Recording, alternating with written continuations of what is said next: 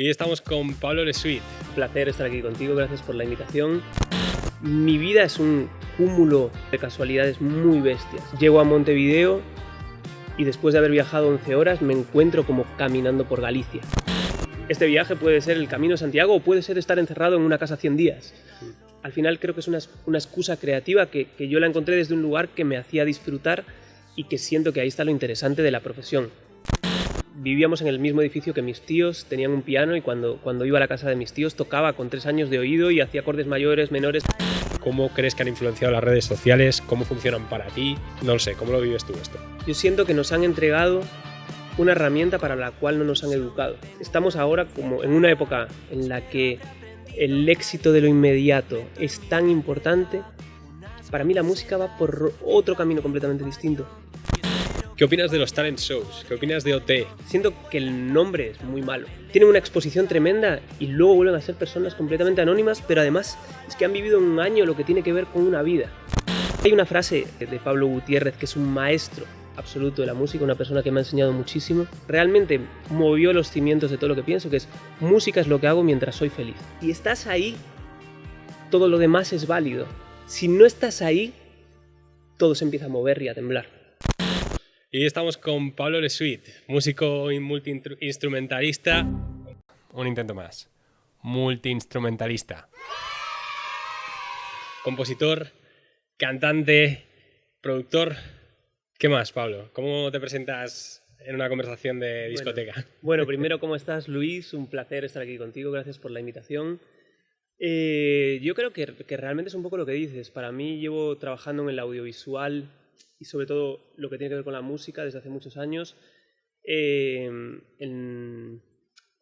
he desarrollado como la parte más fuerte con mi proyecto musical como Pablo Lesuit. He trabajado mucho como productor también, sobre todo en los últimos 2 años. Estudié cine y, bueno, estudié comunicación audiovisual especializada en cine y para mí también es una parte de desarrollo que me encanta. Entonces, un poco por eso creo que soy un creador de audiovisual centrado en la música con mi proyecto personal, pero apasionado de las artes escénicas y de la música. Lo primero, mil gracias por venir, mil gracias por estar aquí.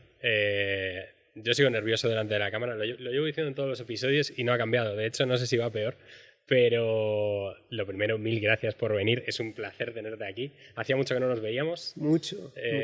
Rodamos un par de videoclips hace unos años, salieron bastante bien. Tenemos unas nominaciones por ahí. Sí, para mí tiene uno de los planos más bonitos que he rodado, que es el plano ese que hicimos en La Mina, en Vigo, que quedó Las Palmas. Increíble. Fue una maravilla, la verdad. Sí. Un equipo genial con el que trabajamos, un proyecto que salió a pedir de boca. Y la verdad, súper cinematográfico, además. Muy bonito, la verdad es que yo quedé encantado. Acabas de mencionar tu proyecto musical y Pablo Lesuit. Es algo que de hecho quería preguntarte. ¿De dónde sale el nombre? ¿De dónde viene Pablo Lesuit? Porque no es tu nombre real, ¿no? Claro, esto comienza en un momento cuando empezaba a plantearme la idea de hacer música con un sello propio y la idea de no utilizar mi nombre real, sobre todo asociado a la idea del compositor de canciones, del cantautor. Había algo del género que si de repente mi nombre es Pablo Perozo, si de repente utilizaba Pablo Perozo, directamente me llevaba a un lugar en el que la sonoridad de nombre y apellido me llevaba a algo como muy concreto de la utilización del cantautor, en lo que coincido con muchas cosas, sobre todo con la manera de componer desde la guitarra, pero hay un montón de espectro de cosas que siento que tenía, que si utilizaba eso ya había algo en la sonoridad. Entonces, primero empezó llamándose Lesuit únicamente, también por la idea de que era un colectivo. En el momento que empecé en el proyecto estaba en Madrid, radicado, o viniéndome a Madrid en torno al 2013, que fue cuando grabamos el primer material. Participaban un montón de músicos de la escena de aquí, sobre todo ligados a la escena de jazz, de hecho. Qué guay. Y entonces empezamos llamándole Lesuit, luego empezó a entraban unos músicos, salían otros, había sustituciones. Entonces la gente me empezaba a llamar Pablo Lesuit. De hecho, fue algo como que casi se empezó a popularizar en mi entorno y de repente dije, bueno, es que tiene lógica porque al final, si yo me voy de ciudad, voy a seguir con el mismo proyecto, voy a seguir acarreando, voy a seguir como llevando la carga de eso. Y sí que había algo que tener un seudónimo, de alguna manera, me alejaba de la idea esa más como del cantautor y sobre todo me daba un seudónimo desde el cual podía crear con una libertad en la que casi no era yo. De repente me podía meter en personajes o podía transitar diferentes etapas con diferentes sonoridades con la cuestión de, bueno, es que es este proyecto, es Pablo Lesuit. Qué interesante y qué importante me parece de cara a un proyecto musical. Como que sin nombre no va a ningún lado. Un poco como, yo creo que es común a casi todas las artes, ¿no? Hasta encontrarte tú. El proceso de encontrar un nombre es un poco el proceso de encontrar qué quieres hacer, ¿no? Sí, de hecho llevó un montón de tiempo, lo estuvimos pensando. No era nada fácil porque siento que en esa decisión, desde cómo suena, ya de alguna manera te estás acercando a la persona que te va a escuchar como con el primer impacto. Es que además, cuando has mencionado Pablo Perozo, suena a cantautor. Sí, sí, sí, sí. No hay duda, o sea, no puedes salir de eso fácilmente, ¿no? Claro, Tendrías y no, como que imagínate, reinventártelo. imagínate un Pablo Perozo haciendo heavy metal. O sea, directamente hay como un choque sonoro Ha cambiado, lingüístico. ha cambiado la imagen en mi cabeza de Pablo Perozo muy rápido. Ahora te veo más de heavy metal con este peinado y tal nuevo. Te Claro. veo más de heavy metal. Ahora te contaré, tiene mucho que ver también con la nueva etapa que viene ahora. De hecho, una cosa que me encantó de tu proyecto, nada más conocerte, fue que estábamos haciendo el videoclip de un tema en el que yo era cámara y ayudante y sonaba a una cosa completamente diferente del siguiente tema que me pasaste. Y me Claro. encantaban las dos cosas, ¿no? Era Claro. como un proyecto súper amplio y me parece que con Pablo Perozo habría sido muy difícil, ¿no? Llevar a esos puntos tan extremos o tan diferentes. Sí, sobre todo por esa idea estética y también hay algo como de... No sé, para mí la idea del seudónimo para mí te da un montón de libertad. Además hay algo como que el nombre que te han puesto y el apellido es algo que te han dado y al final cuando eliges un nuevo seudónimo es algo que eliges tú y bajo eso puedes creer, te da como, hay otro amparo para otro tipo de libertad. Qué bonito esto, qué real. Y seguro que hay mucha gente preguntándose qué nombre elegir, que le viene bien escuchar esto, ¿no?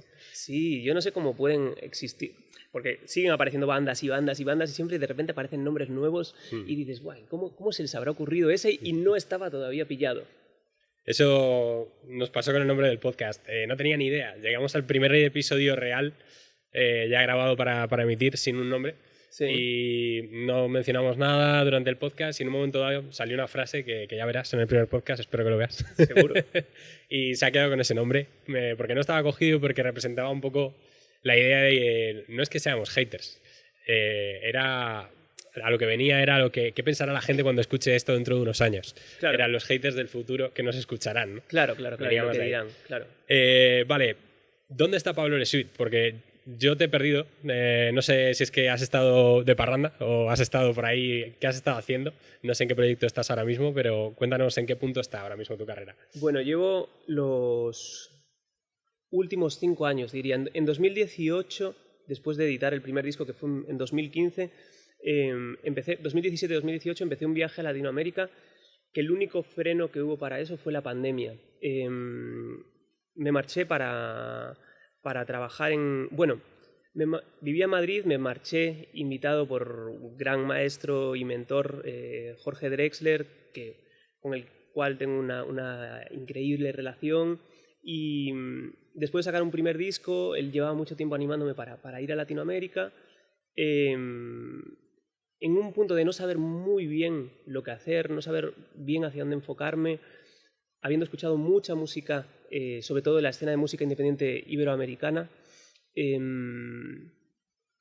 no sabía cómo encaminar por estas cuestiones de industria que luego hablaremos, cómo se hace, cuál es el camino, cómo te enfocas, cuáles son los pasos a seguir. Pasa que la música y en general en las artes son profesiones liberales sin un esquema en el que empiezas en un lugar o haces unas prácticas en un sitio, de ese sitio pasas al siguiente, del siguiente. Entonces no hay como capítulos a seguir y puedes como nutrirte de historias, leyendas populares, amigos, gente que de repente alguien te dice, yo tengo un amigo que fue músico y empezó haciendo esto, ¿por qué no pruebas? Pero es muy poco científico el método. Entonces, en un momento de no saber lo que hacer, Jorge me anima a ir y me conecta con su hermano que vive en Montevideo y que organizaba un encuentro de músicos iberoamericanos en un sitio que se llama La Paloma. Justamente, fíjate, casualidades. Vengo de estar tocando ayer con el proyecto de Daniel Drexler, en un sitio que se llama El Peor para el Sol, para quien no lo conozca, un sitio espectacular en el centro de Madrid. Y llego y me encuentro con una comunidad de músicos de Iberoamérica, con gente que viene de Colombia, de México, de Argentina, de Uruguay. Y de repente encuentro un montón de paisajes, de cosas que venía escuchando y que sobre todo escuchaba, bueno, había escuchado desde pequeño en discos de familia y en música latinoamericana que sonaba, pero de repente me encuentro en primera persona conviviendo con personas alucinantes de todos los lugares, trayendo unas músicas muy increíbles y decido no regresar. Y ese es el punto de partida para mí real del proyecto Pablo Le Sweet. Anteriormente hay un disco que se llama Tiempo, pero ahí grabo Belo Horizonte, y ese disco para mí es el que da pie al desarrollo del concepto real y lo que tiene que ver con el viaje que acompaña toda la música y todo lo que me gusta transitar. Eso sería como así el comienzo. Wow, es potente. Yo conocía esta historia, me la habías contado. Sí. Me sigue pareciendo tan brutal como la primera vez. Y además has mencionado, estaba mirando mis apuntes porque has mencionado ya 4 cosas que quería hablar antes o después. Por un lado, Latinoamérica, ¿por qué es tan importante para ti? ¿Por qué parece tan importante para muchos músicos en España, ¿no? Y luego, que ahora volvemos a eso. Y luego una cosa que me ha encantado que has mencionado es la importancia de un mentor. Sobre todo en profesiones como pueda ser la tuya, como pueda ser la mía, en vídeo, en fotografía, en cine, en música, en cualquier arte, ¿no? Cuando tu camino no tienes ni idea de por dónde va. Claro. Sí, ahí creo que encontrar referentes y poder desarrollar paralelismos entre como eso, tener ejemplos de carreras, de personas que van desarrollando un camino, son fieles a lo que hacen y han desarrollado tienen como un trazado coherente y en el que puedes como conectar las diferentes cosas, los diferentes procesos. Y entonces de ahí te puedes llegar a imaginar lo que puede pasar si tú empiezas a hacer ciertas acciones o si decides eso, como la idea de grabar una canción, como la idea de grabar un disco, de aventurarte en hacer un EP. Y en lo genuino para mí que tiene que haber en el proceso de creación. Que cuando entran diferentes procesos que tienen que ver con el mercado, es muy difícil preservar, porque de repente empiezan, es negativa esta palabra, pero no tiene por qué ser negativo, pero de alguna manera contaminan lo genuino del proceso porque empieza a haber como un montón de opiniones, de comentarios, de inputs, de cosas que de alguna manera te pueden hacer dudar porque justamente no existe lo correcto y todo es absolutamente subjetivo. Vamos a volver un poco atrás. Sí, aparte yo me puedo ir por las ramas, ¿sabes? Te voy a hacer como adelantar así rápidamente, así que tú me encanta, vete trayéndome. Latinoamérica. ¿Por qué? ¿Por qué parece un mundo tan diferente a España, ¿no? Sobre todo a nivel musical? Conozco a un montón de músicos y todos tienen cosas muy buenas que decir de giras en Latinoamérica, de lo que es ser un artista pequeño o pequeño relativamente, ¿no? Pero de lo que es de lo diferente que es la experiencia de tocar aquí a tocar allí, de lo que se involucra el público, no lo sé. ¿Cómo ha sido para ti? ¿Por qué es tan importante? Claro, para mí ahí hay también eso, lo que decíamos, como diferentes puntos. Y bueno, creo que lo primero que tienen en común es el lenguaje. Es decir, compartimos idioma con muchos millones de personas que se pueden sentir identificados con un discurso y que a veces nos vemos limitados al territorio de España cuando tenemos influencias por cientos de años de músicas que vienen de un montón de lugares. En un proceso y en un momento en el que la globalización es tan fuerte, siento que somos muy, muy permeables a cosas que están sonando en un momento también en el que la música latina es uno de los principales ejes también de desarrollo para la industria. Para mí eso, como partiendo de que compartimos un lenguaje, compartimos un montón de tradiciones, hay muchísimas cosas que nos unen desde la parte de la raíz de la música, es decir, los ritmos, los instrumentos que utilizamos, patrones melódicos, ciclos armónicos, como cuestiones más musicales, pero además hay un carácter latino, como que para mí el Atlántico nos separa mucho, pero estamos súper, súper unidos. De repente, la primera vez que hago el viaje, llego a Montevideo y después de haber viajado 11 horas me encuentro como caminando por Galicia, exactamente como con la misma idea. El primer viaje lo hago en finales de diciembre, salgo de la lluvia viguesa y llego al verano del cono sur y de repente me empiezo a encontrar con un montón de cosas comunes. Me encuentro además con un montón de referencias a Galicia, de referencias a España, me voy hacia la costa de la provincia de Rocha, a este sitio, hacia La Paloma, y voy viendo los paisajes y digo, no he viajado, estoy en el mismo lugar. Y de repente, llegando allí, yo ya venía de convivir con muchas comunidades musicales latinoamericanas. De hecho, por parte de mi familia, tengo familia cubana también, que fue con quienes empecé a tocar como percusionista. Mis primeras experiencias son como percusionista con cubano. Entonces hay algo que también es algo de lo que se ha empapado toda mi trayectoria desde pequeño y de lo que estoy muy influenciado, pero llego allí y veo como que en Brasil utilizan un montón de los patrones rítmicos y de las maneras de componer que tenemos en Galicia y que están súper ligados con el folclore, pero ellos lo aplican a la música popular, además. Y empiezo a ver que toda la escena de música iberoamericana, primero, integra la música de raíz, de una manera alucinante. Y creo que eso es de las primeras cosas que me sorprende. Y luego me encuentro con un entusiasmo alrededor de la canción, alrededor de las letras, alrededor de la experiencia de componer que yo venía viviendo de los últimos 7 años estando en Madrid de una manera mucho más fría. Componía canciones como...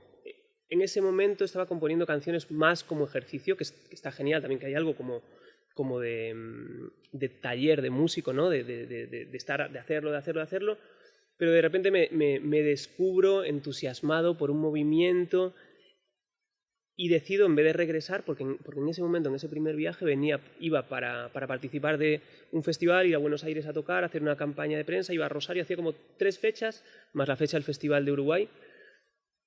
Y digo, ¿por qué voy a volver a España a grabar un disco, a hacerlo en un estudio, a hacer la misma idea y no puedo irme con mi tarjeta de sonido, un micrófono y empezar a grabar las ideas que voy descubriendo en el camino, ponerme a grabar con los músicos que voy conociendo? Y de repente encuentro como una historia y algo que realmente genera en mí una motivación, algo que te lo cuento a ti. No sé, esto es 2018, estamos 2025, 2024.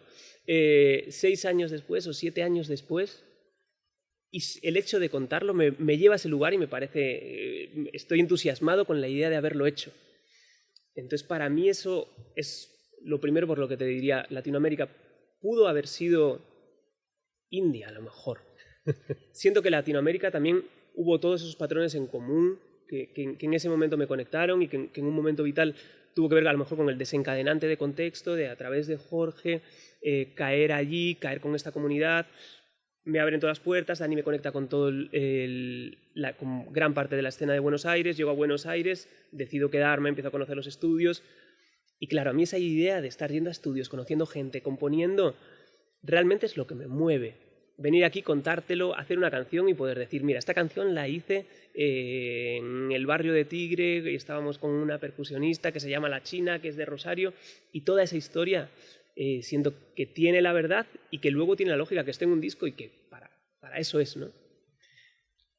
Es que de hecho me lo cuentas y yo estoy sonriendo porque casi que lo que siento un poco como mío, ¿no? Como qué bonito ver cómo artistas encuentran un camino, un viaje, cambian sus planes, deciden hacer cosas que no estaban planeadas y acaba saliendo algo que tienes que contar. Y una historia que va a estar ahí para siempre, ¿no? Son los principios de Pablo de Sweet y de tu propia historia también de tu vida. O sea... Sí, para mí hay algo con que los discos y que las canciones sean una fotografía de un momento. Y pasa que si eso no se produce y no genera nada en ti, luego para mí luego hablaremos seguramente de esto, pero me ha pasado con parte de mi repertorio, que de repente no atraviesan nada de mi momento presente. Me ha pasado con algunas canciones y luego son canciones que no quiero tocar porque no hay nada que me conecte con esa idea. Y si hago eso, si me dedico a esto es simplemente por esa conexión, por cómo te puedo contar esta idea y puedo entusiasmar a alguien contándole, que se sienta parte de ella. Y si alguien se conecta con eso y le puede inspirar a la hora de integrar algo de... Eso, para mí la excusa de Latinoamérica es como mi excusa de mi viaje, pero existen mil maneras de hacer eso, de extrapolarlo. Lo que hablábamos antes de los referentes, ¿no? Alguien escucha esta historia y puede analizar algo y llevarlo a su terreno. Este viaje puede ser el Camino de Santiago o puede ser estar encerrado en una casa 100 días. Al final creo que es una excusa creativa que yo la encontré desde un lugar que me hacía disfrutar y que siento que ahí está lo interesante de la profesión. Que sea profesional, pero que sea disfrutable, porque si no, es muy, muy dura. Vamos a hacer una cosa porque podríamos estar 5 horas hablando. Perfecto. Y me encantaría, pero no tenemos 5 horas. Entonces, si te parece bien, vamos a ir a la estructura que en este podcast necesitamos para que tenga sentido en el trabajo que estamos haciendo, ¿no? Como proyecto. Nos lo quitamos de encima rápido y volvemos a esto. Ya lo he contado muchas veces, pero como sigue evolucionando, porque en cada episodio escucho ideas nuevas, historias nuevas, lo repito y así me lo autoconvenzo yo también, ¿no? Sí. Al final este proyecto surge por 2 motivos. Por un lado, porque yo me cruzo con una serie de gente hace poco, el último año, que se dedica a hacer podcast y transmite unas ideas que me dan arcadas. Lo siento. Y decido que yo conozco a gente suficiente como para ser una fuerza en contra de eso y hacer algo bonito con gente apasionada por lo que hace, con gente que tiene mucho que decir y muy bueno, y gente que quiere aportar y que vive en un mundo mejor que el que esta gente me estaba vendiendo en podcast, ¿no? Y a esta gente les iba bien y me daba rabia. Así que he decidido que aunque me vaya mal, quiero hacerlo. Me da igual. Y además también para quitarme de en medio el pánico a estar delante de una cámara. Claro. Y por otro lado, y muy importante, porque para mí encontrar a qué dedicarme ha sido un proceso larguísimo que no ha acabado, que todavía estoy súper contento de encontrar proyectos nuevos, de encontrar vocaciones nuevas, de repente dedicarme a algo que no sé hacer. Y me parece que es algo que a mí me ha costado mucho encontrar referentes y encontrar gente que me cuente cómo son esas profesiones desde dentro, y creo que puede venir muy bien a mucha gente, ¿no? Lo que te comentaba antes fuera de micro, ya sea un chaval de 18 años que está acabando bachillerato y no sabe a qué dedicarse, incluso a un hombre de 60 años que lleva 45 en una empresa y tiene una guitarra y lleva tocando temas 30 años y dice, oye, ¿cómo saco estos temas? ¿No? O un fotógrafo que hace fotos y no tiene ni idea de cómo monetizarlo o si se puede vivir de ello. Pues ese tipo de experiencias, ese tipo de ideas y ese tipo de información que es tan difícil encontrar, o que a mí me resultó tan difícil encontrar, es lo que me gustaría reunir en este podcast. Claro. Entonces, ¿cómo es ser músico, ¿no? Empezando por ¿cómo decidiste que era la música lo que te gustaba? Porque tú estudiaste producción audiovisual. Yo estudié comunicación audiovisual con la especialización en cine, pero empiezo a estudiar música muy pequeñito. Empiezo a estudiar música a los 3 años, piano. Parte de que vivíamos en el mismo edificio que mis tíos, tenían un piano, y cuando iba a la casa de mis tíos tocaba con 3 años de oído y hacía acordes mayores, menores. Hay grabaciones mías que no he llegado a escuchar nunca, pero en las que, ya no sé si es que tantas veces me han contado la historia, que tengo como la imagen de hacerlo, o realmente es un recuerdo, pero tocaba ya, y tocaba de oído. Entonces me apuntaron a clases muy pequeñito. Lo que pasa es que era hiperactivo y era una bomba, era realmente la revolución. Entonces volvía loco a mi profesor de piano. Estuve como 2 años, no le dejaba que me enseñase. Quería jugar, tenía la Super Nintendo y quería jugar a los videojuegos que tenía en casa. Entonces, bueno, le volvía loco y no me gustaba nada leer música. Venía de un proceso académico y la idea era prepararme para ir al conservatorio.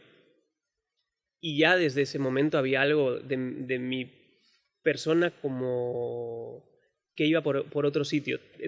Tengo la suerte de tener un oído muy musical que ha jugado muchas veces a favor y muchas veces en contra también, porque hay veces que sí.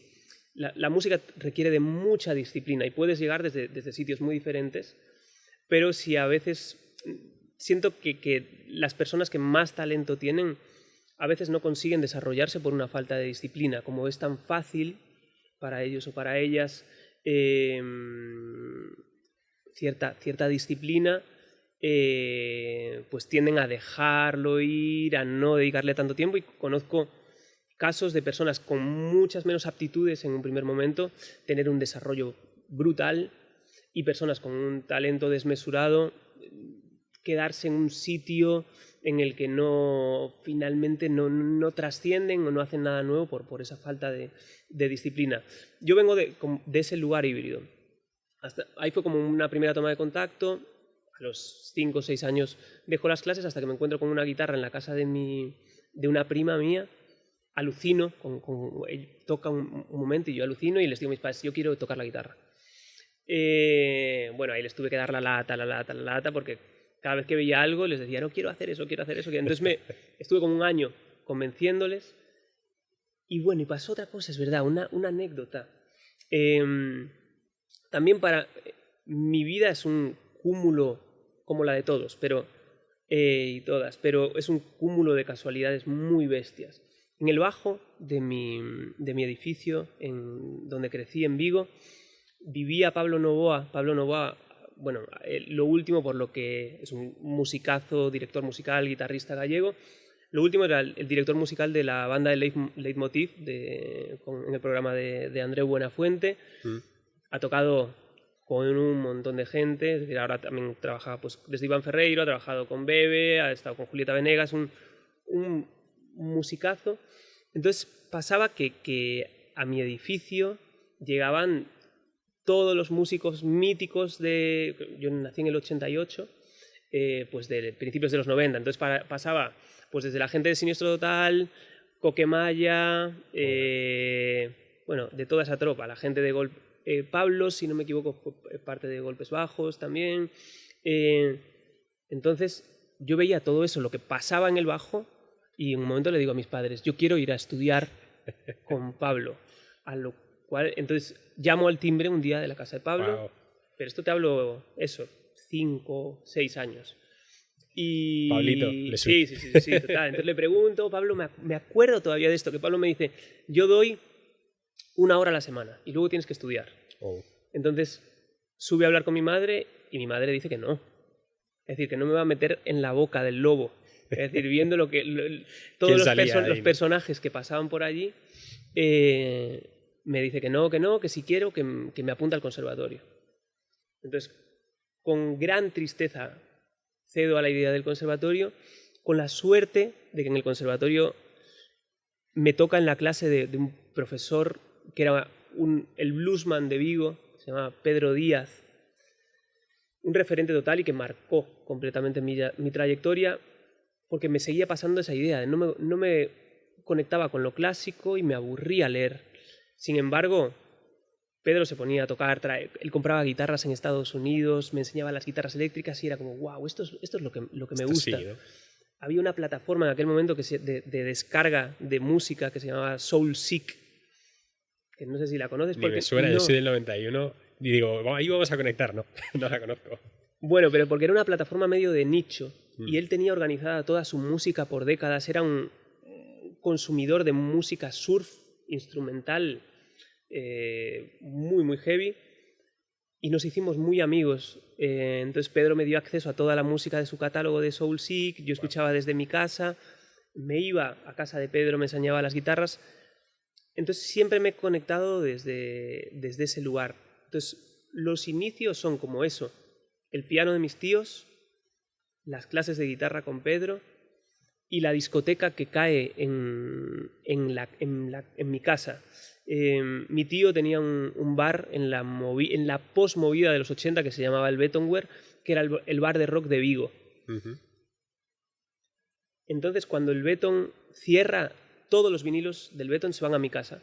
En mi casa no se escuchaba mucha música, es decir, se escuchaba música, pero no desde un punto de vista melómano y no había herramientas, es decir, no había Spotify, no había nada, es decir, tenías radio comercial o vinilos, o comienzo del cassette, esto te hablo del 90 y poco. Yo le pregunto a mis padres cómo funciona el vinilo, entonces claro, te hablo, el otro día estaba recolocando los vinilos en mi estudio de esa época, entonces te hablo de Tom Waits, Led Zeppelin, Rolling Stones, Beatles, grupos españoles, Siniestro Total, Los Ronaldos, Golpes Bajos, yo qué sé, Mecano, internacionales, T-Rex, Pink Floyd. Entonces, claro, yo crezco escuchando todo eso. Qué barbaridad tener acceso a eso con esa edad. Claro. Entonces yo me pasaba las tardes escuchando música y además hay algo de este disco que tiene que ver con... Este disco se va al rock, que es lo que he escuchado desde pequeñito de todo. Lo que pasa que crecer en un contexto y en un entorno en el que tú tocas la guitarra y haces canciones sin una banda, yo fui baterista de bandas, bueno, soy percusionista, pero el no tener un contexto de banda me llevó a un sitio en el que hacía canciones de un sitio más introspectivo o de menos punch, pero eso se da la vuelta cuando empiezo a tocar en festivales, monto mi banda, mi directo es muy energético, es muy de baile, tiene como... porque el anterior disco pasa por la música latinoamericana de raíz, cumbia, hay cosas de rock psicodélico ya, pero ahí me doy cuenta que realmente lo que me conecta es lo mismo que me conectaba cuando tenía 5 años y que aparece directamente en este disco. Es más, como ese sería como así una narración rápida, como de principio, medio y este desenlace de presente. La vuelta, ¿no? El círculo completo.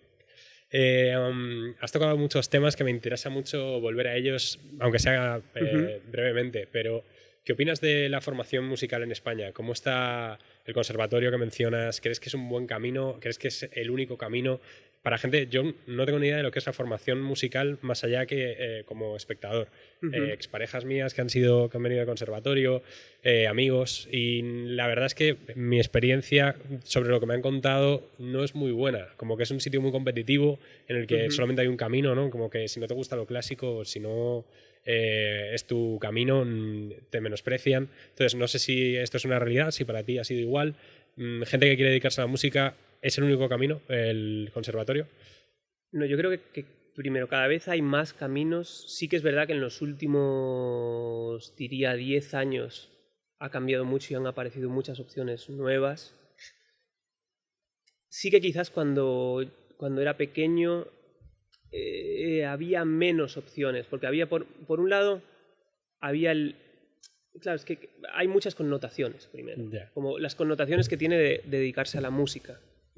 Que desde un punto de vista como de... El punto de vista como más conservador, de una visión de un sector que es juerga, noche, desfase, que para mí es obvio que lo tiene, pero como el 90% de los sectores, dependiendo de hacia dónde te enfoques. Lo que pasa que es como una cara muy visible porque generalmente es vocacional y es una profesión que es para disfrutar y para hacer disfrutar a los demás, ¿no? Entonces entran como todos esos factores alrededor de la profesión. Eso por un lado. Desde el punto de vista educacional, creo que antes más había como esa visión de que el conservatorio desechaba un poco esas connotaciones negativas que podía tener esa escena. Entonces se asociaba como un músico de categoría o que iba por buen camino a alguien que estaba asociado al conservatorio, sobre todo desde un punto de vista pensando como en padres.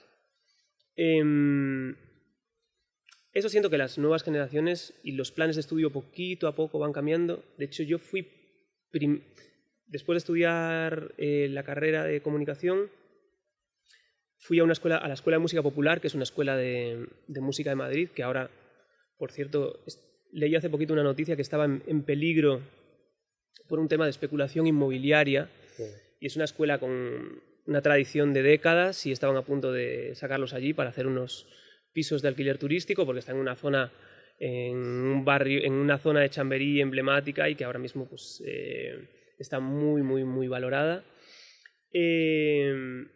La escuela popular era una escuela ya de improvisación con una trayectoria de muchos años. Estamos muy cerquita aquí en la Sala Siroco de la Escuela de Música Creativa, que es una escuela también de improvisación, de nuevas tecnologías, con músicos en activo y que tocan en bandas y que están en una escena de música jazz o de música rock o de diferentes músicas. Entonces siento que hay opciones. Yo, me dieron una beca en la carrera de composición de música contemporánea, que justamente era un grado universitario especializado en la música, pasando por lo clásico, pero pasando por las diferentes etapas históricas de la música, pasando por el pop, pasando por el blues, pasando por el jazz. Entonces creo que poquito a poco se va abriendo. En cuanto a la competitividad del conservatorio, creo que es algo que tiene que ver con, como es una disciplina también como de una alta disciplina deportiva. Es decir, un gran atleta tiene que entrenar todos los días un montón de horas, tiene que seguir una alimentación, tiene que seguir unos cuidados sanitarios, unos cuidados psicológicos si realmente quiere desarrollarse para ir a lo que tiene que ver, que es ejecutar con un nivel de exigencia para ser el mejor. Entonces, el conservatorio para mí transita ese camino. Lo que pasa es que a veces se intenta ir al conservatorio por ser una de las pocas vías conocidas para ir hacia otros derroteros. Entonces ahí para mí es donde entran los conflictos. Yo de repente acudo al conservatorio sin gustarme la música clásica, sin gustarme, sin querer dedicarme a tocarla, para enfocarme en música popular, que es de donde venía mi interés. Entonces realmente ahí se choca con la idea de lo que me gusta. Es muy difícil que esa ecuación, a no ser que de repente llegase al conservatorio y descubriese lo clásico y también me apasionase, que podría ser, pero si no, realmente lo que iba a hacer es aplastar de alguna manera ese interés, porque va por otro lado. Yo creo que en realidad todo esto que has dicho es súper interesante y está muy bien estructurado. Si quieres dedicarte como un deportista profesional a la música, tienes el conservatorio. Si quieres transitar otros caminos, buscar otros modos, o a lo mejor te gusta mucho la música, pero no a ese nivel, tienes otras opciones, ¿no? Claro, sobre todo me refiero desde lo que exige la técnica clásica. El nivel de ejecución. Realmente las carreras que tienen que ver con los estudios clásicos, para luego especializarse en las diferentes disciplinas, tienen que ver con formar grandes ejecutores, grandes intérpretes. Entonces, claro, su función es disciplina, su función es que para un pianista o para un guitarrista la digitación sea perfecta, la postura sea esa. Me refiero, no puedes tocar con el índice sin la partitura pone que no sea el índice. Yeah. Pero porque trata de eso. Entonces siento que no es un espacio asociado a la creatividad. Luego hay especializaciones en el grado superior de los estudios clásicos en los que tú te puedes formar como director de orquesta, donde hay otros espacios para otro tipo de creatividad, o una especialidad en composición, o una especialidad en música de cine. Entonces, para mí lo que todavía no está claro es que no tienes que hacer siempre, es que es muy larga la carrera, porque son 10 años de formación clásica para luego hacer una especialización superior. Entonces, para mí no tiene mucha lógica que si tú quieres especializarte en música jazz, que en España tenemos grandes escuelas como Musikene en el País Vasco, o mismo la Escuela de Música Creativa, tengas que hacer 10 años de formación clásica.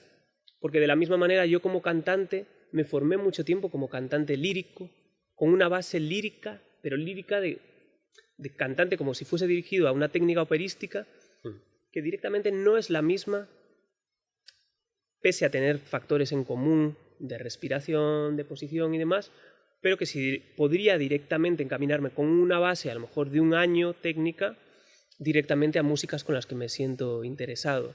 Y de esa manera sería más fácil que los alumnos no se sintiesen desmotivados. Esa es mi impresión. Otra vez tocando un montón de puntos a los que quiero volver. Espero que tengamos tiempo. Yo creo que al final esto es un tema que el que viene a ver este episodio es lo que necesita escuchar, ¿no? A lo mejor no necesito hacer los 10 años de conservatorio y hay otras escuelas. Qué guay que hayas mencionado alguna. No sé si hay alguna más que quieras mencionar. Las pondremos en el link de la descripción. Claro, estas son por las que he pasado o conozco, y que las tres para mí son opciones de alto nivel. Genial. Igual que hay el taller de Musics no sé si se pronuncia así, en Barcelona. Al igual que en Galicia también tenemos escuelas de jazz. No recuerdo cómo se llama la escuela que hay en Pontevedra ahora, donde hay un nivel de músicos súper bestia. En Pontevedra. Sí. Es lo que hace gobiernos continuos con una agenda dedicada a lo cultural, ¿no? Durante mucho tiempo, por suerte. La verdad es que da gusto pasar por Pontevedra a día de hoy, a todos los niveles, ¿no? Eventos musicales casi todas las semanas, en verano es una maravilla, actuaciones, de todo público además, gratuito en gran parte, es una maravilla, sí. una pregunta para mí de las más importantes del formato estructurado del podcast, ¿no? ¿Qué le dirías a alguien que quiere empezar a dedicarse a la música de forma profesional? O, planteado de otra forma, ¿qué te dirías a ti mismo hace 15 años, ¿no? Si te encontrases al Pablo de hace 15 años, ¿qué le dirías? En un primer momento quizás te diría como tratar de preservar la idea de juego.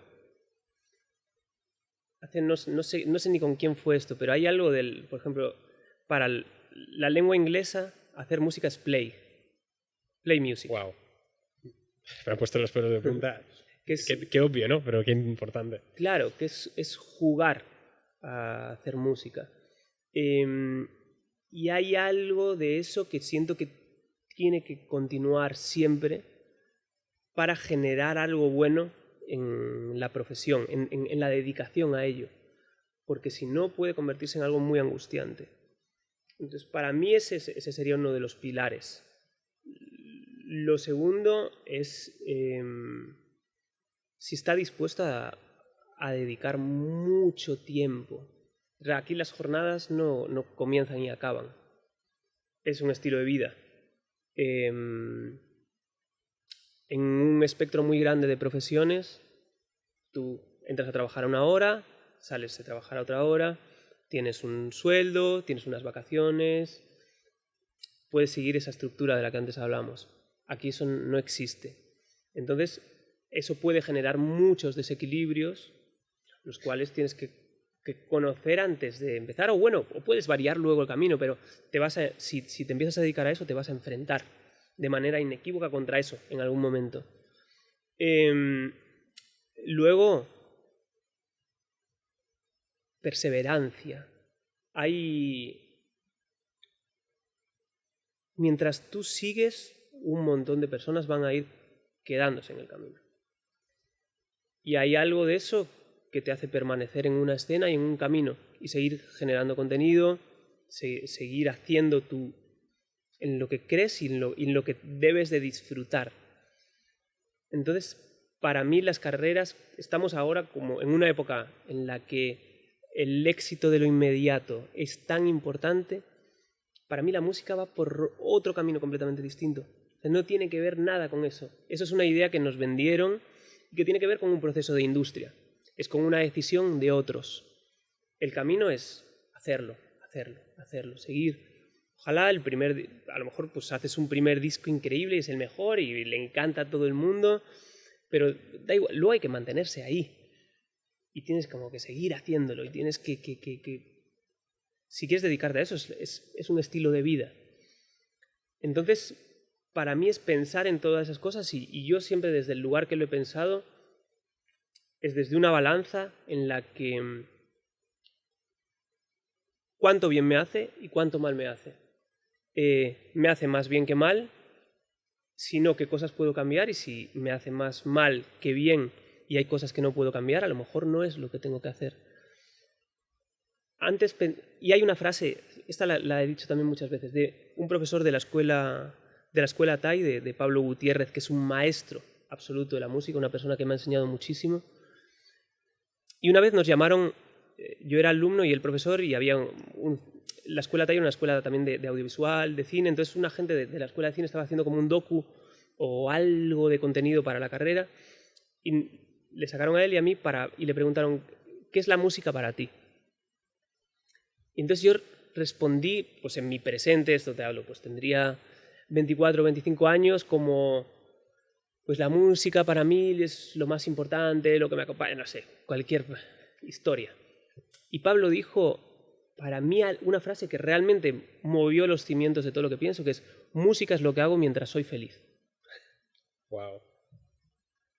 Y es que esa frase para mí es el dogma y es lo más difícil de aplicar. Pero si estás ahí, todo lo demás es válido. Si no estás ahí, todo se empieza a mover y a temblar. Precisamente iba a decir, qué básico y qué difícil. Hay mucha gente que, estoy seguro de que gente que lleva dedicándose a la música muchísimo tiempo escucha esto y le duele. Porque igual que en cualquier disciplina artística hay mucha gente que ya lo hace porque es lo que sabe hacer, es a lo que se dedica y con lo que se gana la vida, ¿no? Pero qué importante para sentirte bien haciendo lo que haces, ¿no? Claro, y luego entender el concepto de felicidad. Felicidad es distinto a alegría. Ya. Es decir, que no quiere decir estar alegre todo el tiempo. Y vas a tener frustraciones, vas a tener procesos, vas a tal, pero hay algo en el esquema general que te hace feliz o no te hace feliz, te hace sufrir más o te hace disfrutar más. Entonces ahí es para mí el secreto y luego hay, en los diferentes procesos hay tomas de decisiones internas en las que es muy fácil desviarse del camino y que cosas te vayan llevando a lugares donde no te imaginarías que en algún momento te ubicarías con tus ideales, sean los que sean y con los que pensabas. La vida te va ofreciendo opciones y vas tomando todos los días pequeñas decisiones y te pueden salir todas bien a la primera, a la segunda o de repente verte en sitios en donde ¿qué hago yo aquí? ¿Cómo he llegado a este punto? Claro. Ya. Siguiendo por el proceso de alguien que quiere dedicarse a esto, ¿no? Hay unas figuras en la industria musical que yo creo que es muy difícil entender desde fuera. Managers, agencias, distribuidoras. En términos muy básicos para gente, eso, ¿no? Con la gente en la cabeza, o sea, teniendo en mente a la gente que no tiene ni idea de qué es esto, ¿no? ¿Cómo de necesarios son? ¿Por dónde se empieza? ¿Necesitas un manager para empezar a trabajar en ello? ¿Cuál es el...? Lo decimos con su manager por aquí. Bueno, partiendo de... Aunque llevo muchos años trabajando en la industria, yo no soy un especialista en industria. Sí que me lleva interesando mucho todas las diferentes patas y el desarrollo de ello, porque hay algo que me gusta también de la parte de industria cultural. Me parece que es algo interesante como mecanismo de soporte y de imagen de un reflejo de la sociedad. Es lo que más interés me suscita de lo que tiene que ver con eso. Entonces, a raíz de los diferentes modelos hay muchas formas. Nos han vendido ahora la idea del háztelo tú mismo y que se puede hacer todo tú. Y realmente yo creo que ha habido una gran democratización en la que cosas que era imposible hacer hace 20 años, ahora sí que la puedes hacer. Nosotros estamos grabando un podcast aquí y que es muy parecido a un programa de televisión, de alguna manera. Tenemos canales de distribución propios, podemos subirlo.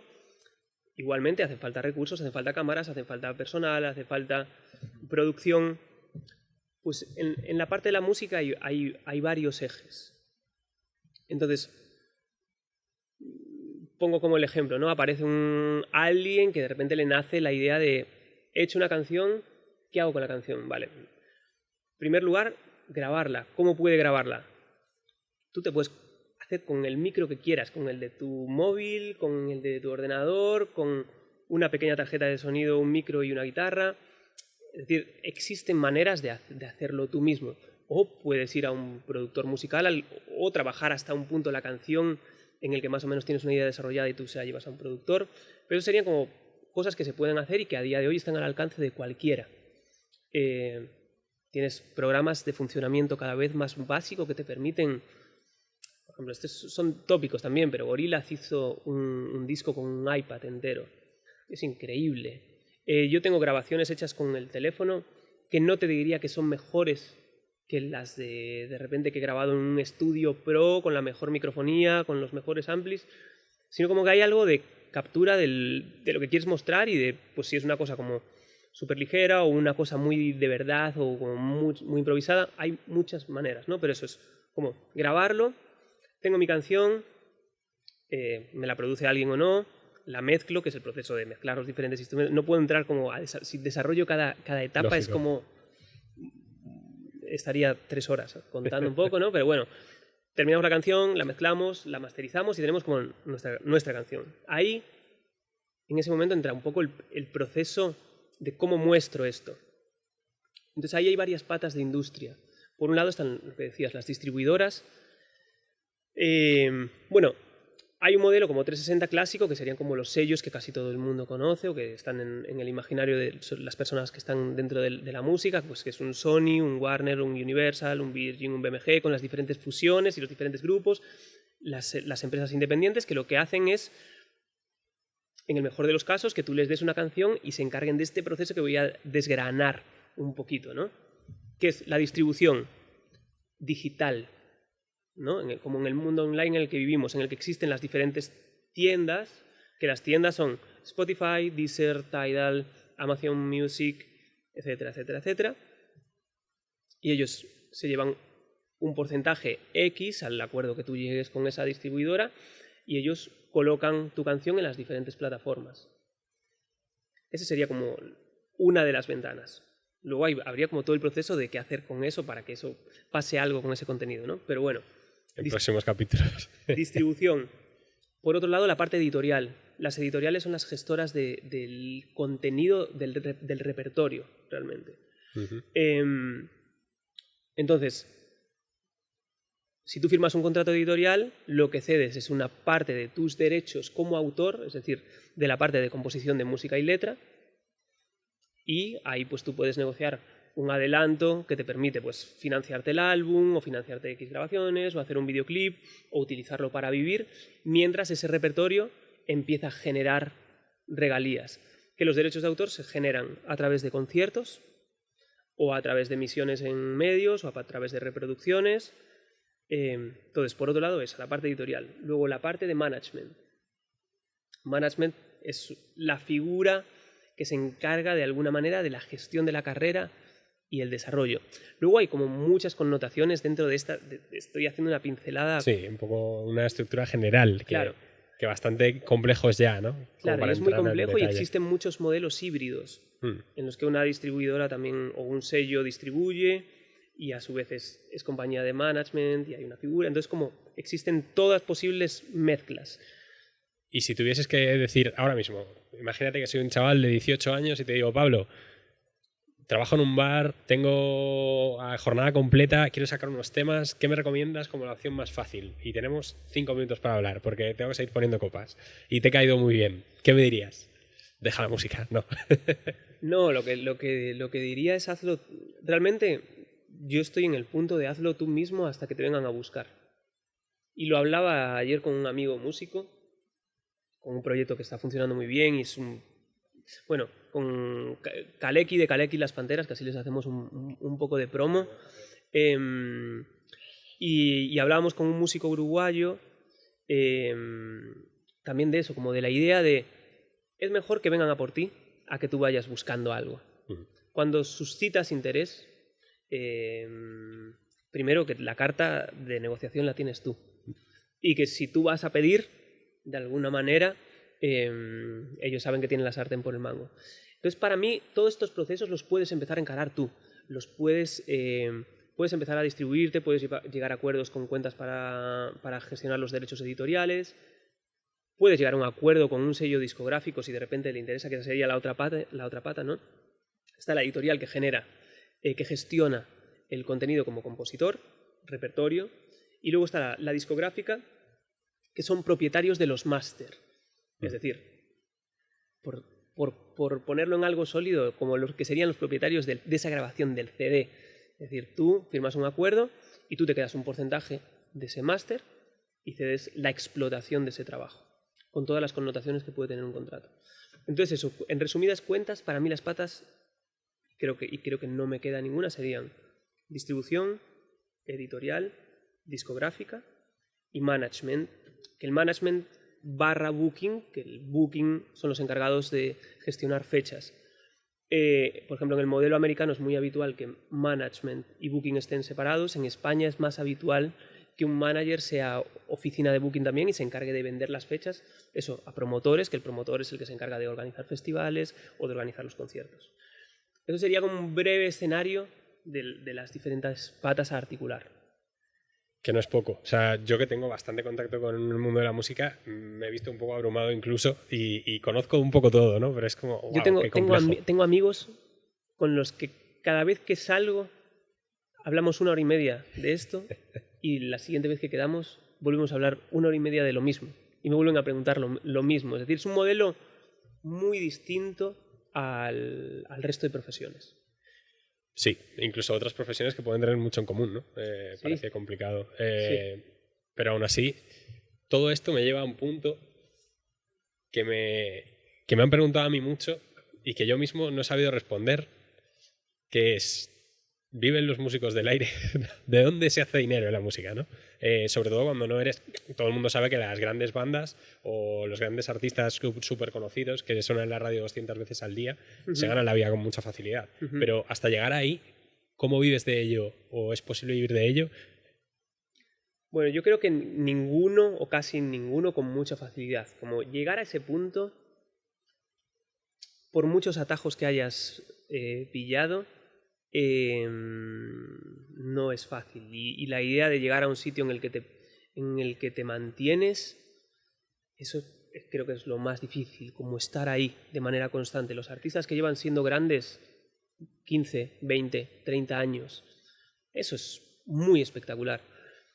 Luego hay muchas maneras de explotar. Yo creo que tienen mucha salud. Estamos como en un momento de mucha salud para la música, para la escena, para el negocio. Estamos ante el boom de los festivales y de los ciclos de música en España. Pueden bailar los datos, pero estamos en torno a los 900, entre los 900 y 1000 ciclos de música al año. Wow. Estamos hablando de 3 al día. Entonces realmente hay un montón de escaparates y hay un montón de posibilidades. Cada vez más se va entendiendo, dejando aparte la parte de la creatividad, que hablaba como de esa cuestión genuina y que no atraviese el proceso de creación, el proceso de industria cultural, que es cómo trabajar la amplificación, cómo generar una comunidad, cuál es el discurso, qué personas se pueden identificar contigo y por qué tienes de distinto, qué tienes de nuevo, qué ofreces, en qué te diferencias del resto. Entonces hay un montón de parámetros que una vez has contado tu verdad, los puedes estructurar para explotar como un negocio. Y existen muchas ventanas para generar ingresos. Es decir, porque tú puedes tocar como músico en fechas pequeñas en las que te paguen poco todos los días. Es decir, eso es una vía de desarrollo, que cuando eres un músico de sesión tú puedes entrar en una escena en la que lo haces, o si eres un autor puedes tocar mucho también, porque hay tipos de ciclos de todos los tamaños. Es decir, no solo hay como los que viven, creo que la excepción son los artistas que viven del gran formato, como esa idea del estadio, del Within Center, de la Plaza de Toros, de tal. Hay una clase media y una clase media baja en la que se puede generar mucho. Lo que pasa que yo creo que la pregunta es como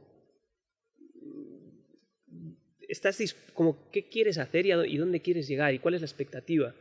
Si disfrutas del proceso y estás contento con ese proceso y con lo que te gusta de eso, es liviano porque realmente te dedicas a hacer algo con lo que estás realmente conectado. Y en el momento que eso te empieza a generar, que es un camino, pero hay que pensarlo a medio y largo plazo. Para mí lo que no tiene sentido es pensar en la escalabilidad de un proyecto a 2 años pensando en llegar a un hito de llenar un Within. Es ridículo. Porque es como pensar en la idea de que te toque la lotería, que te puede tocar. Las posibilidades son mínimas. Entonces, si planteas las expectativas desde puntos de vista tan altos, el fracaso es casi asegurado. Pero si yo ahora mismo llevo 10 años, bueno, solo dedicándome a mi música desde 2018. Porque antes hacía producción de giras, he trabajado bastante en giras como jefe de producción.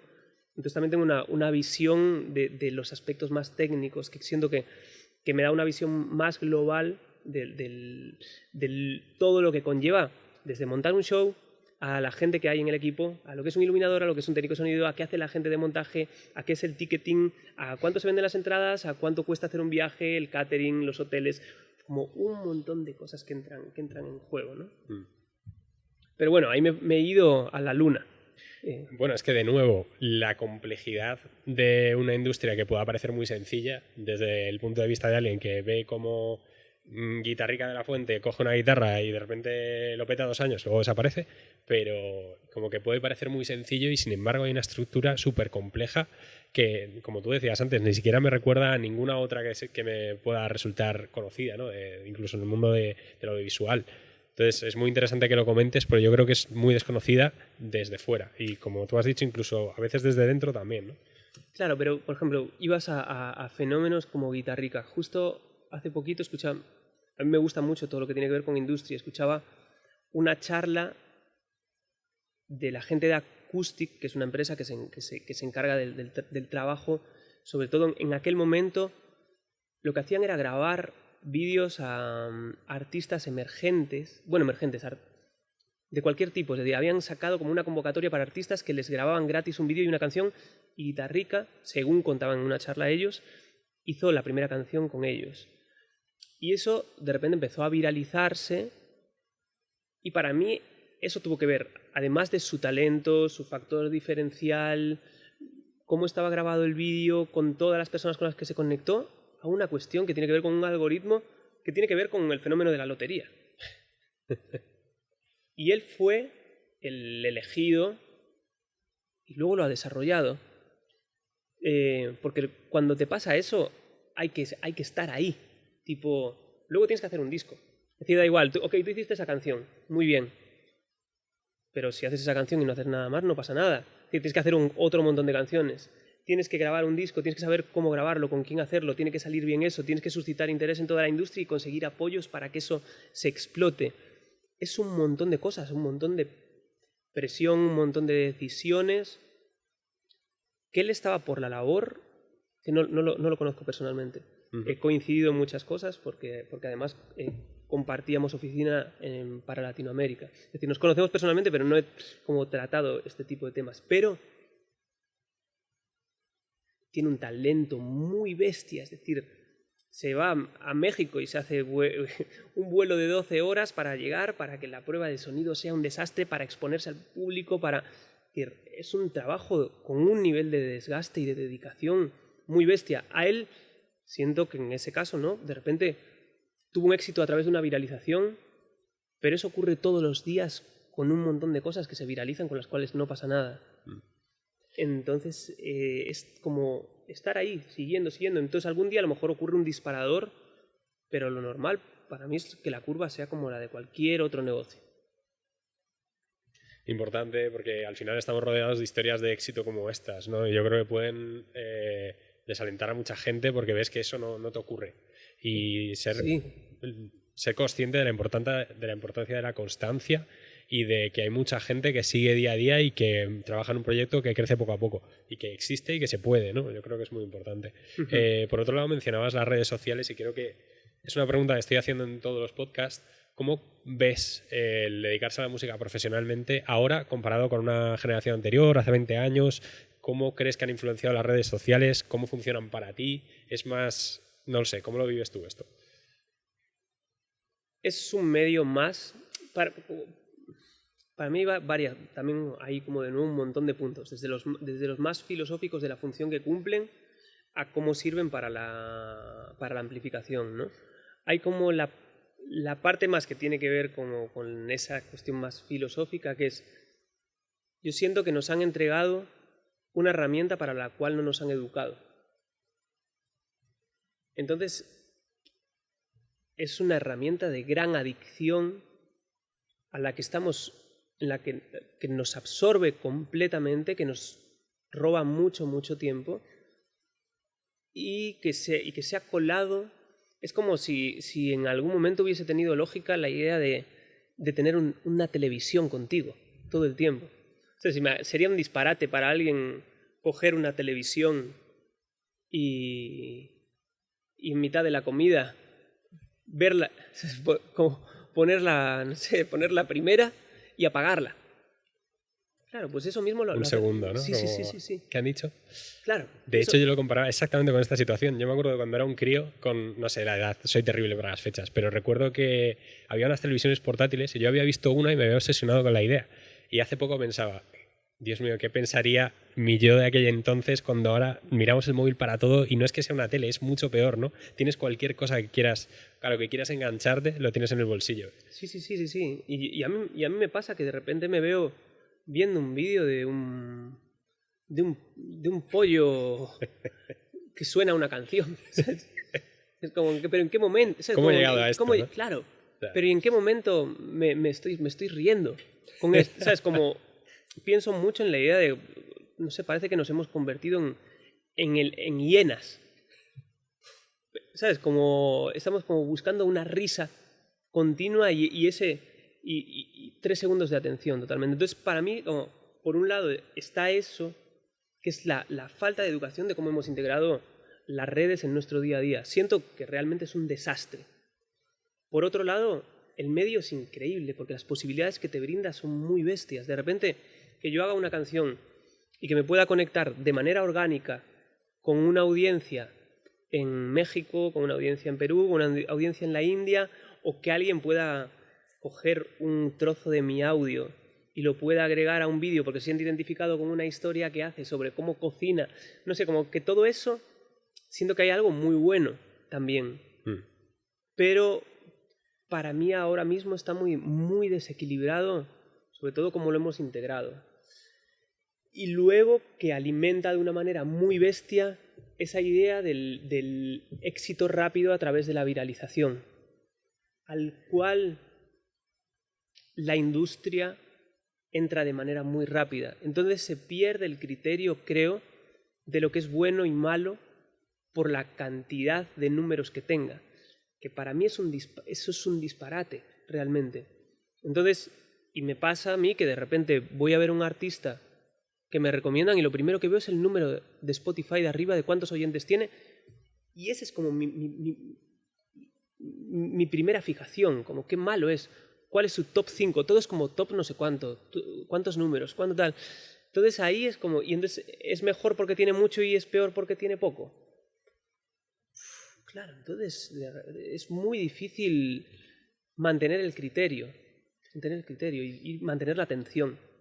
Y eso que estás hablando, o sea, con toda la conversación que hemos tenido antes, desde un punto de vista de que tú mantienes ese proceso en el que eres consciente del trabajo, del viaje, del proceso que te lleva a crear y aún así eres víctima de ese momento, ¿no? De ver los números. Hemos hablado de las redes sociales, había otro tema que quería tocar. ¿Qué opinas de los talent shows? ¿Qué opinas de OT? ¿Qué opinas de...? No me acuerdo de ninguno más. Claro, yo estoy fuera completamente.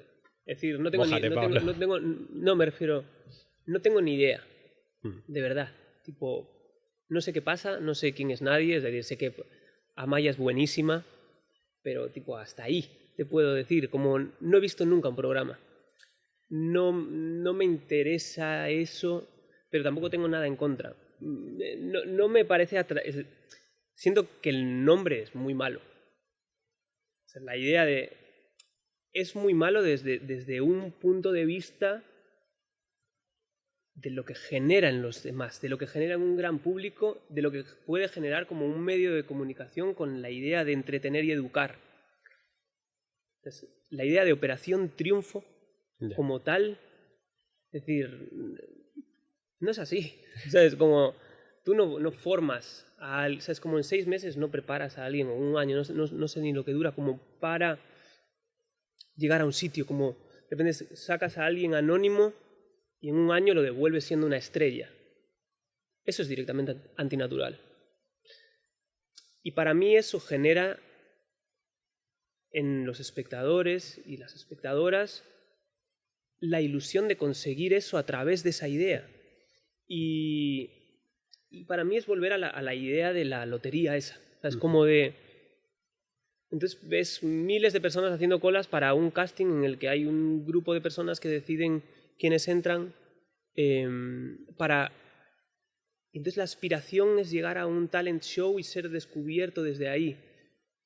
Entonces te pierdes mucho, gran parte de la cadena, que tiene que ver con la sala de conciertos, con montar la guitarra, con estar con un técnico, aprender de él, aprender de su experiencia, que vengan 5 personas que vayas a una ciudad y que no haya nadie en el concierto.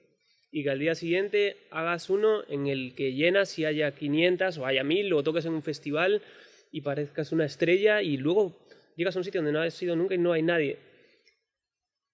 Para mí, atravesar todo ese camino te prepara para enfrentarte con la realidad. Este tipo de programas, claro, hacen una gran gira al final del programa y luego la secuela de eso son no sé cuántos participantes que cómo desarrollan su carrera y cómo aguantan psicológicamente la idea de haber tenido un éxito, porque realmente tuvieron en un momento un éxito. Y el gran público a los que se metió en sus casas, porque la televisión acerca a estas personas, se vuelven parte de la familia. De alguna manera, durante el tiempo que dura el programa, tienen una exposición tremenda y luego vuelven a ser personas completamente anónimas, pero además es que han vivido un año lo que tiene que ver con una vida. Entonces eso a mí me parece que es poco natural.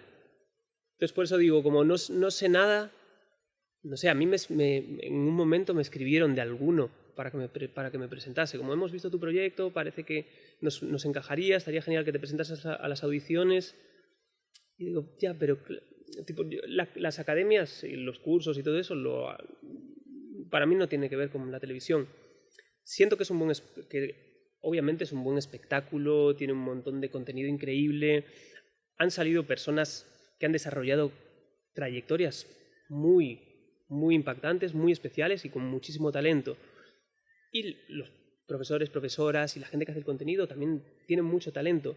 Lo que siento que el formato genera un espejismo en la sociedad de qué es el éxito. Y ahí creo que es donde está el problema. Que volvemos al mismo punto, en realidad, ¿no? Que las redes sociales, esa ilusión de la lotería de la que hablábamos. Total. A mí, de hecho, es un perfil al que me gustaría mucho acercarme. Creo que no conozco, de primera mano creo que no conozco a ningún ex concursante, ¿no? Pero me gustaría mucho hablar con ellos, porque realmente lo que tú has dicho es algo que yo había pensado en alguna ocasión. Sale gente un poco rota, ¿no? Un poco como, muy bien, te hemos colocado aquí, ahora te lo hemos quitado, ¿qué haces con esto, ¿no? Y el no tener esa experiencia, ese rodaje previo, esa forma orgánica de llegar a los sitios, no sé en qué punto los deja, ¿no? Me preocupa. O sea, creo que deberían hacer un programa sobre toda la gente de Operación Triunfo que entró, se fue, ¿qué están haciendo ahora? ¿Qué ha sido de ellos? Claro. Y sí, y probablemente algunas conozcan, pero muchas no conocen nada del funcionamiento de todas estas cosas que hay que pasar. O sea, desde el camino de las salas, del camino de los festivales, de que es una distribuidora, de que es un editor, de que es un... Entonces, realmente has llegado a una posición de mucha exposición, en el que has recibido mucho cariño, en el que has recibido... porque hay algo también adictivo en la idea de conectarte con el público. Cuando tocas y hay una respuesta positiva, es muy bestia lo que genera, es muy bonito. Entonces hay algo que te genera una dependencia de volver a vivir eso. Entonces, de repente es como llegar a la cima de eso, es como que en un mes llegas a la cima del Everest. Antes no habías nunca escalado. Te han llevado en helicóptero a la cima del Everest, ¿no? Claro, te han llevado en helicóptero a la cima del Everest, te ha aplaudido todo el mundo, ha dicho que eres el mejor o la mejor, y luego no te vuelven a llevar en helicóptero. ¿Sabes? Y luego te ponen en la montaña. Y te sueltan sin pantalones. Claro. Entonces, Debe ser complicado. creo que es difícil. Me he dejado dos preguntas y me gusta mucho hacerlas. Así que voy a volver. Voy a sacar un poco la conversación de donde estábamos, pero ¿qué es lo mejor y lo peor de dedicarse a la música para ti? Lo mejor es decidir hacerlo y ser dueño de mi tiempo y de mi organización. La posibilidad realmente de levantarme y hacer música y hacer lo que me gusta. De no tener un jefe, no sé, yo hago surf, y hago todo el surf que puedo.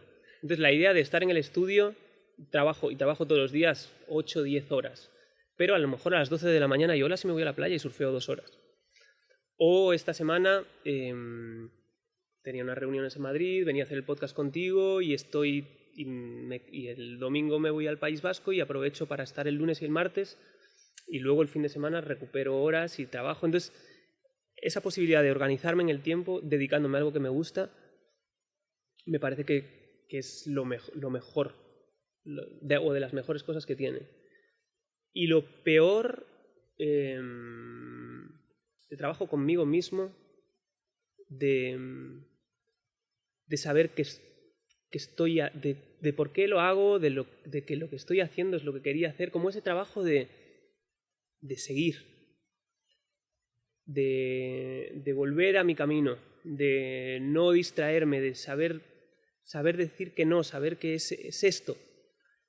Eso me ha generado momentos muy complejos, muy complejos. Y tiene que ver, sobre todo, con esa idea de hacer sostenible una pasión, en la que entran en juego emociones, en la que entran en juego aspiraciones, expectativas, el contexto en el que vives, la imaginación de lo que es como tener los pies en la tierra, es súper de mindfulness en un punto, ¿no? Como ser capaz de tener la atención en estar aquí y ahora. Que el surf tiene lo mismo. Es decir, el surf, cuando estás en la ola, solo estás en la ola. Tipo, en ese momento no estás pensando en nada. Cuando estás tocando en el escenario, solo estás tocando en el escenario. Pero cuando te bajas, o cuando estás haciendo una canción, es muy difícil solo estar en la canción. O cuando estás pensando en a dónde quieres llegar, en los hitos. Entran en juego un montón de cosas que si no las manejas bien, se pueden volver en tu contra. Me ha gustado mucho que en el primer episodio entrevistamos a Teresa, una tatuadora dueña de un estudio de arte, o sea, un estudio de tatuaje y galería de arte en Madrid, una persona increíble, madre además soltera y con un proceso de crianza como muy personal y muy diferente, ¿no? Y le preguntábamos sobre salud mental y sobre retos que había tenido en su vida y me encantó una respuesta que dio que fue sí, muchísimos. Un montón de problemas, ¿no?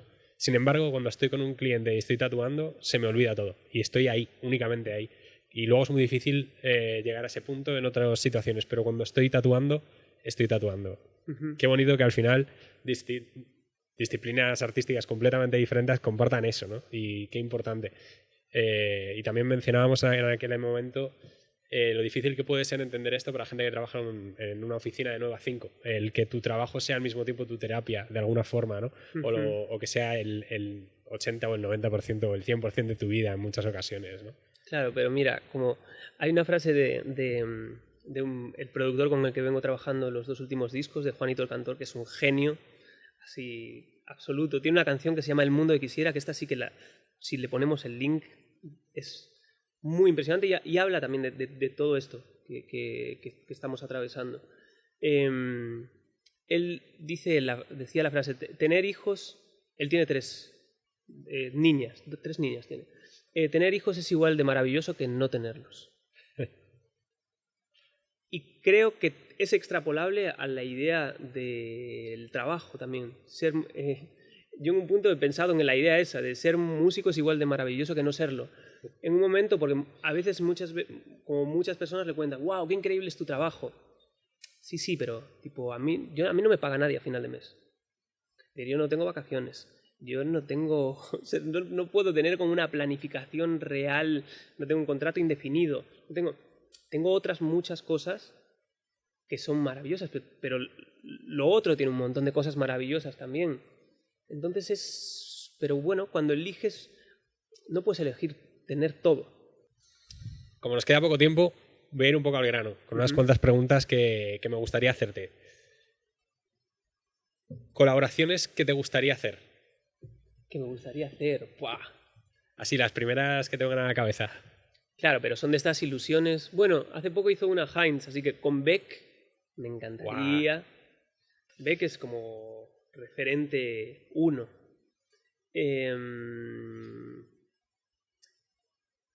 Mira, hace poco estuve hablando con Janet, la de ¿Por qué te vas?, que es una cantante de 70 y pico años, que al final no se pudo dar y me encantaría con muchísima gente, porque admiro a un montón de gente. Es decir, hay muchos amigos con los que me gustaría compartir. Gabriel Ríos, por ejemplo, es un músico alucinante de Valencia que desarrolló su trayectoria en Bruselas. Es muy impresionante. He tenido la suerte de colaborar con personas que nunca me hubiese imaginado. Pero a ver, si tuviese que decir eso, he dicho Beck, he dicho Gabriel Ríos, que nos hablamos en algún momento, ojalá se dé, pero así de estas alucinantes... Uno más. No sé, con The Strokes, tipo, sería increíble. Los vi en directo, fue el único directo bueno, grande, quiero decir. Bueno, no, buenos vi muchísimos, pero directo grande al que pude ir en Londres. Mira, uno de estos así, bueno, con Kiko Veneno seguro, para mí es un referente total. Con David Byrne, me encantaría, de Talking Heads, que es referencia absoluta y me parece un genio. Esas. Suficiente, vamos, buenísimo. Sí, las cumplo. ¿Hay alguna...? Y esto es un poco de la estructura del podcast, ¿vale? Siéntete totalmente libre de decirme que no, pero ¿hay alguna reivindicación de cara a la profesión que te gustaría hacer? ¿Cosas que te gustaría que cambiasen? ¿Cosas que sientes que son injustas? O no lo sé, algo que te gustaría reivindicar. Claro, es que para mí el hecho de hacer música en sí es un hecho de resistencia en sí mismo. Es un acto de reivindicación política. Me refiero, tú puedes decidir seguir el sistema y tener un trabajo, tener un sueldo, ir todos los días a la oficina, tener una familia, o X, o el modelo que sea. El hecho de dedicarte a la música es militancia en sí mismo. Entonces, yo la afrento desde ahí, desde ese lugar. Claro, luego en el día a día, pues no sé, habrá miles de cosas que me encantaría cambiar, pero claro, por eso la siento muy amplia. Para mí la reivindicación es que haya un espacio en el que cada vez se pueda desarrollar de una manera más ordenada, que haya incentivos, que realmente haya un interés mediático por lo que tiene que ver con la música en sí, cómo se tratan otras artes. Porque siento que la música, en un punto, tiene mucha más contaminación que otras disciplinas. Como puede ser la danza, como puede ser la pintura, que tendrán las suyas y no las conozco. Pero siento que hace falta atención por el contenido. Eso es lo que reivindicaría. No sé, escuchar... Antes había la prescripción musical, era algo muy habitual, no sé, labor como la que hacen Mondo Sonoro, FM, Un disco al día de Fernando Neira, Fernando Navarro, X, no sé, un montón de periodistas que de repente tienen un criterio impresionante y que siento que son personas a las que deberíamos de escuchar y que cada vez más estamos enganchados a la idea del algoritmo, que nos ofrece algo y cambiamos la canción. Hace poco iba en el coche y íbamos poniendo una canción cada 15 segundos, me estaba volviendo loco. ¿Pero cómo puede ser esto? Es que no prestamos atención. Yo no consigo tener atención de repente por una película, veo el teléfono en el cine. ¿Sabes? Entonces, siento que tenemos como mi reivindicación es para mí, ¿sabes? Como, bájate de esto, respira y no sé, y cuando escuches música, escucha música. Escuchemos música, como volvamos a esa idea de saber que detrás de eso, en una mayoría de los casos, hay un grupo de personas haciendo algo muy bonito que aman, que desean y que se lo quieren mostrar. Entonces, como, pues, valorarlo y escucharlo. He empezado pensando, no debería hacerle esta pregunta a Pablo, y he acabado pensando, qué bien que he hecho esta pregunta a Pablo, porque la respuesta final me ha encantado. Otra de las preguntas que hacemos es, si tuvieras 3 vidas, ¿a qué te habrías dedicado? ¿Hay algún día que te sorprendas a ti mismo diciendo, ostras, podría haber sido médico? Me habría gustado, no lo sé. Arquitecto, es decir, pero para eso tendría que tener aptitudes, que tengo 0. Es decir, pero contando con que en otra vida tuviese aptitudes gráficas, me encanta el diseño de espacios. Y me parece que es algo muy guay también desde un punto de vista un pelín más filosófico, como la idea de cambiar los escenarios en donde vivimos, como la modificación del entorno.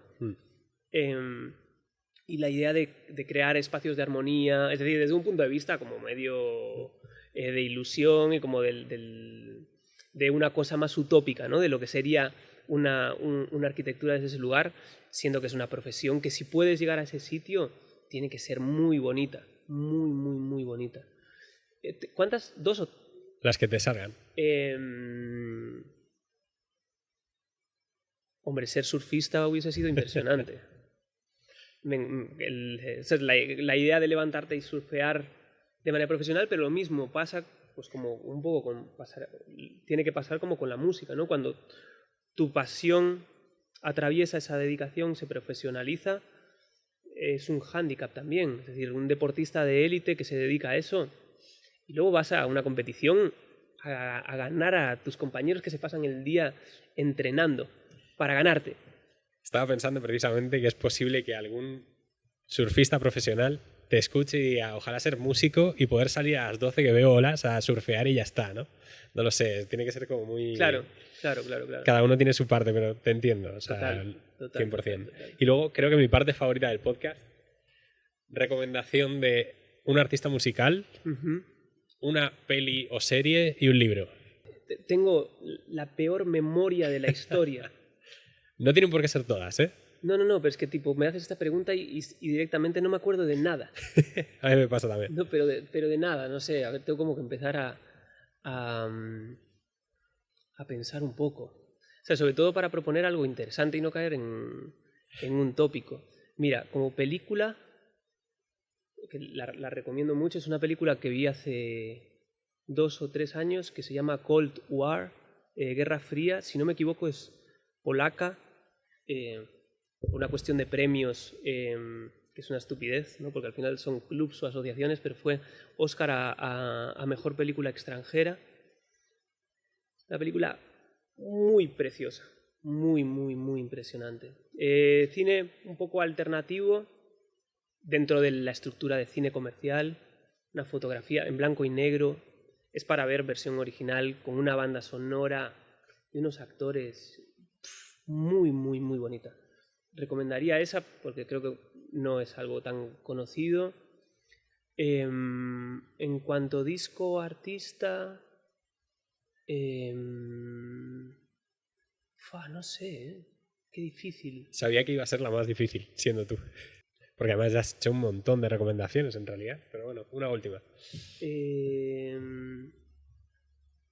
Es que me gustaría... Mira, voy a recomendar a 2 amigos. Claro, es que si me pongo amigos, aquí se van a enfadar todos los demás. Son 2, solo puedo decir 2. Acabo de llegar de Buenos Aires, de grabar este disco nuevo. Y un día me invitó un gran amigo que se llama Julián Oroz, que es un músico que además tiene formación escénica como clown. Y me invitó a una torre en el centro de Buenos Aires a ver un show. Y Juli hace sus canciones están atravesadas por el humor. Él escénicamente, él tiene como un trabajo de mirada, un trabajo corporal muy impresionante y sus canciones son muy graciosas. Y hacía que no nos veíamos 5 años. Entonces fui a verlo y fui con mi chica, con mi pareja. Y me caían las lágrimas de la emoción de ver a mi amigo Juli que seguía en el camino suyo y todo el mundo se reía y era maravilloso verlo y escucharlo. Es muy bonito lo que hace Juli. Y otro amigo, Pablo Greenhot, que es un músico de larga trayectoria, con formación como director de orquesta, multiinstrumentista, que tiene para mí de las letras más bonitas que he escuchado en canción en español. Y son 2 artistas pequeñitos de la escena de Buenos Aires que me encantan y además los quiero con toda el alma. ¿Y la otra recomendación? ¿Libro? No sé.